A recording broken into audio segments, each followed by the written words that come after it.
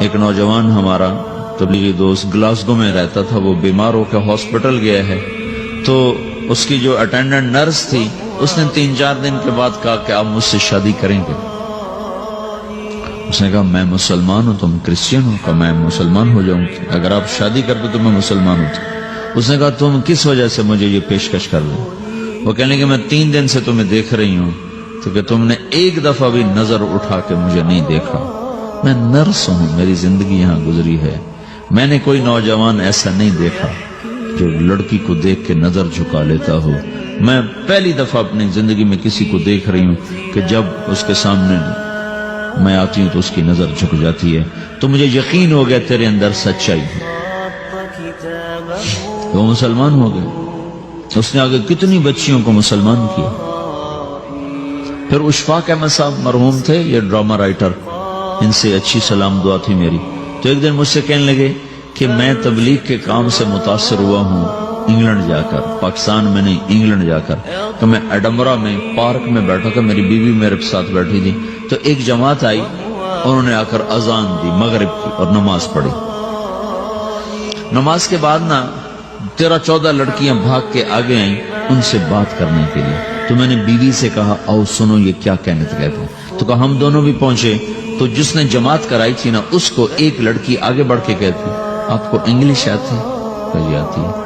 کہی آپ نے کیا کیا ہے؟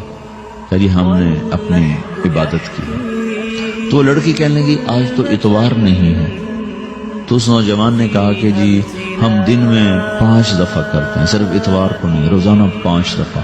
وہ لڑکی کہنے لگی یہ تو بہت زیادہ ہے، آپ اس کو کیسے نبھاتے ہیں؟ تو اس نے اس کو جواب دیا، 2-3 سوال اس نے اور کیے، جواب دیا۔ تو کہنے لگی اچھا بہت مہربانی، اس نے سے ہاتھ بڑھایا آگے ملانے کے لیے تو وہ نوجوان کہنے لگا میں آپ سے معافی چاہتا ہوں، میں آپ کو ہاتھ نہیں ملا سکتا۔ تو اس لڑکی نے کہا کیوں؟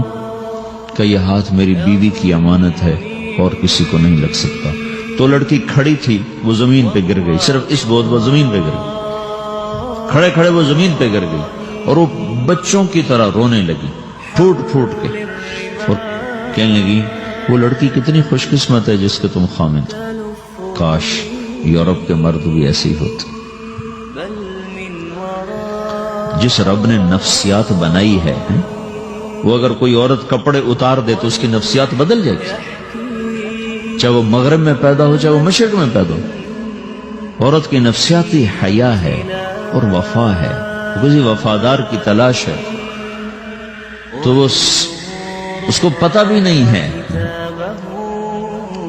کہ مشرق کا حیا کیا ہے، لیکن وہ اس کو اللہ نے عورت بنایا ہے، اس کے اندر کی وہ نہیں مر سکتی چیز۔ کاش یورپ کے مرد بھی ایسے ہوتے۔ اور آنسو پوچھتی ہوئی وہاں سے اٹھ کے چل دی۔ تو اشفاق صاحب مرحوم کہنے لگے میں نے اپنی بیوی سے کہا بانو آج وہ تبلیغ ہوئی ہے کہ لاکھوں کتابیں بھی چھپ جاتی، وہ کام نہ ہوتا جو یہ نوجوان اپنے عمل سے کر گئے۔ تو میرے عزیزو کٹی پتنگ نہ بنو، اپنی کٹی پتنگ کی منزل کوئی نہیں رہتی۔ اللہ اس کے رسول کے ہاتھ میں اپنے ڈور دے کے چلو، اللہ اس کے رسول کی غلامی میں اپنے آپ کو چلاؤ تو اللہ تمہیں بھاگ لگائے گا، عزت بھی دے گا۔